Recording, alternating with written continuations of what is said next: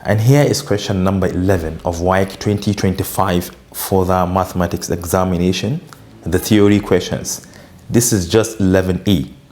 One thing I have observed about these questions, they were not distributed evenly because the space enough for you to solve this 11 question is sufficient enough to solve other 3 problems. So let's start with A part. We are asked to express this expression in the form of P plus Q root 7, for which both P and Q are real numbers. So we have like different ways of solving this problem. If you like, you may declare this with A, this with B, so that you have A squared minus B squared, you know, is difference of 2 squares. And also, you may declare this with A and this with 1 over A, because this is a reciprocal of this. Yeah, you can do that. But I'm not going to do that. Instead, I would like to rationalize this too. Let's rationalize them. Let me keep my calculator here. So to rationalize the first one, we have to multiply the top and the bottom by the conjugate of the bottom. And what is the conjugate? Just a difference of sign. You see this is minus, then you use plus. So you're going to multiply the top and the bottom by 4 plus root 7. So let's do that.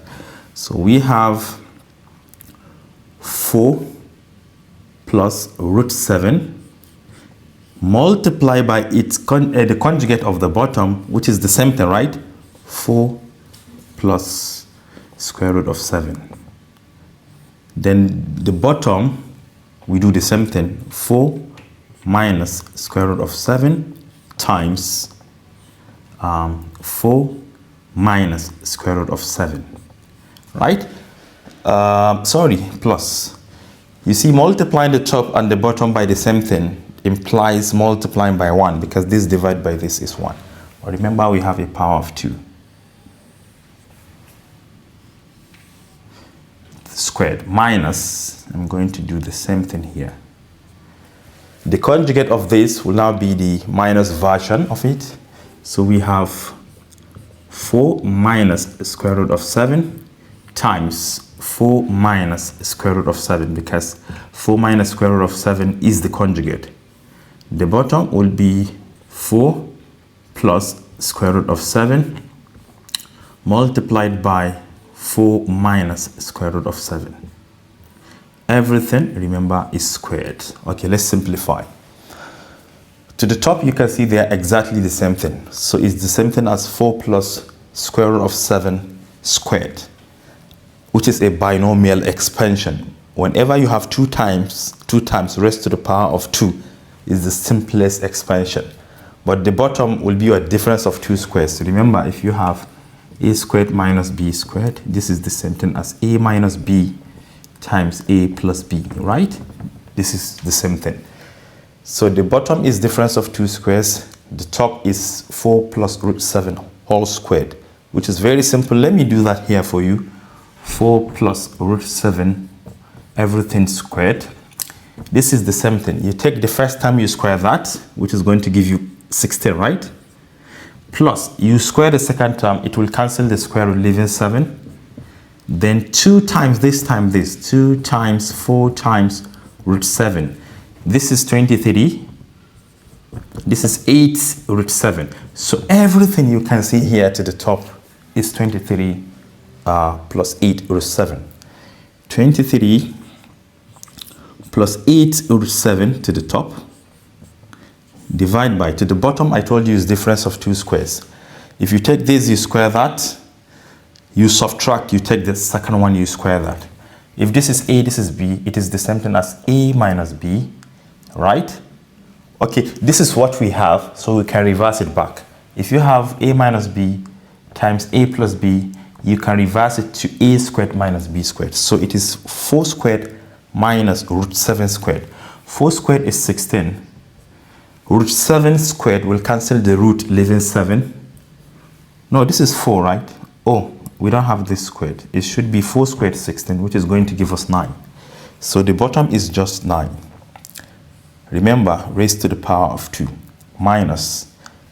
The same thing here. you can see that this is 4 minus root 7 times 4 minus root 7, which is the same thing as what? 4 minus root 7. They are going to be the same thing, just that here you're going to have minus. Everything the same, except that this is minus, the other one is plus. So we have 23 minus 8 root 7.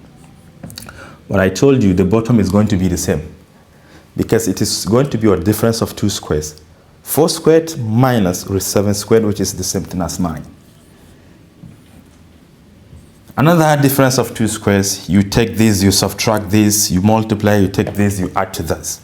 So we have 23 plus 8 root 7 divide by 9, then minus the other one, which is 23 minus 8 root 7 divide by 9, right? Then you multiply it by, now we use minus, we're going to use plus. 23 plus 8 root 7 divide by 9 plus 23 minus 8 root 7 divide by 9. All right, let's simplify. Let me do that up there.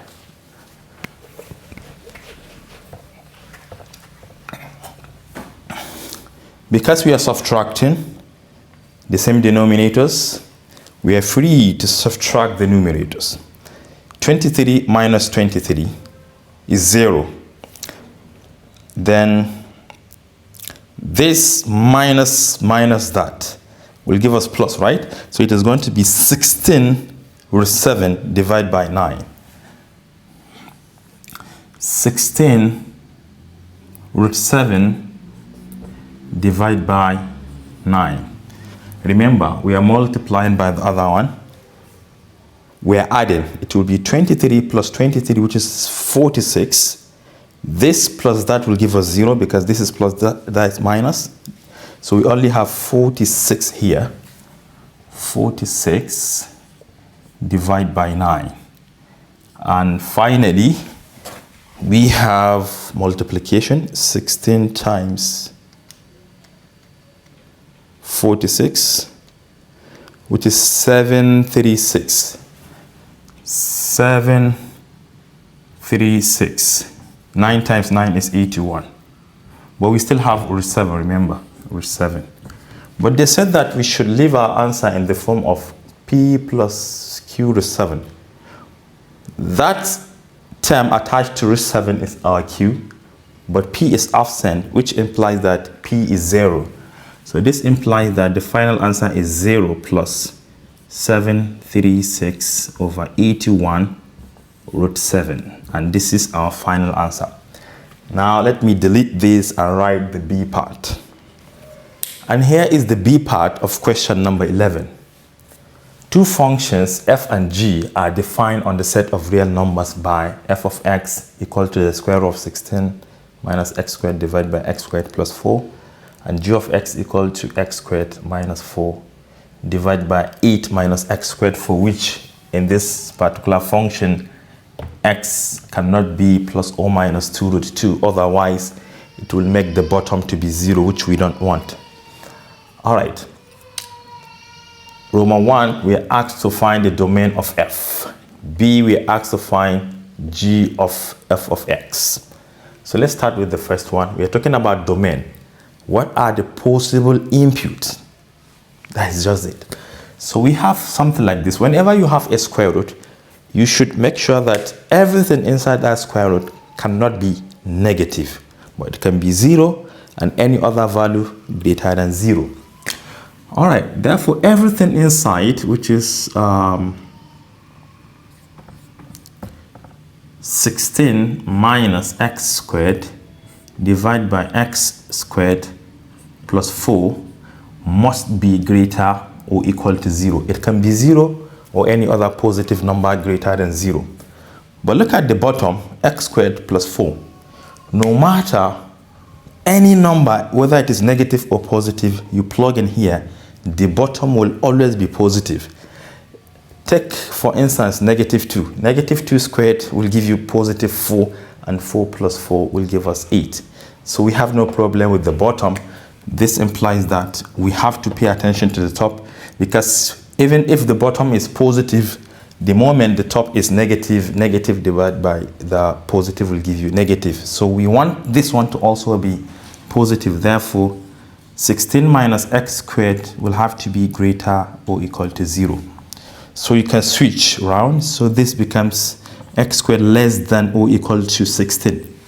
Yeah, you can do that. You can take, if you take this one to the other side, you know it is going to become negative 16. Once you divide both sides by that negative, we have positive x squared and positive 16. But dividing both sides by a negative number will change the direction of the inequality. Yeah. So what is square root of 16 is 4. So therefore, the absolute value of x is greater or equal to 4. If you remove the absolute value, it will be from negative 4. You take the negative version of this, less than or equal to x, less than or equal to 4. So this is our domain. But if you like, you can write it in an interval notation as x belongs to the set of values from negative 4. Use square bracket down to positive 4 because they are included. And this one, if you like, you can write it in a set builder notation like this. Something like this. X such that all values of x are within this interval. Now let us move on to the B part. What are we asked to find? Roman 2. G of f of x. It means we should take f and plug it into g. Wherever we have x in g, replace it with the whole function f of x. This is our f of x, right? This is g of x. So we're going to take g of x. Wherever we have x, we replace it with the whole of the function f. So since this is square root, but x here has a power of 2, the moment you replace this x with the whole of this, power of 2 will cancel that square root. Or should I write everything? G of f of x equal to, for g, that's that, x is this. Should I take it directly? Because I know that power of 2 will eventually cancel this. Please, let's just take it like that. 16 minus x squared divided by x squared plus 4. That is that. Then we still have minus 4. Everything divided by 8 minus x squared. Once you square this, you have only 16 minus x squared divided by x squared plus 4. We can multiply the top and the bottom by x squared plus 4 just to clear the fractions. Let's do that. This is equal to, if you multiply the whole of this by x squared plus 4, it will cancel this x squared plus 4, leaving only 16 minus x squared. But this negative 4 will also multiply x squared plus 4. So negative 4 times x squared will give us negative 4x squared. Negative 4 times 4 is negative 16.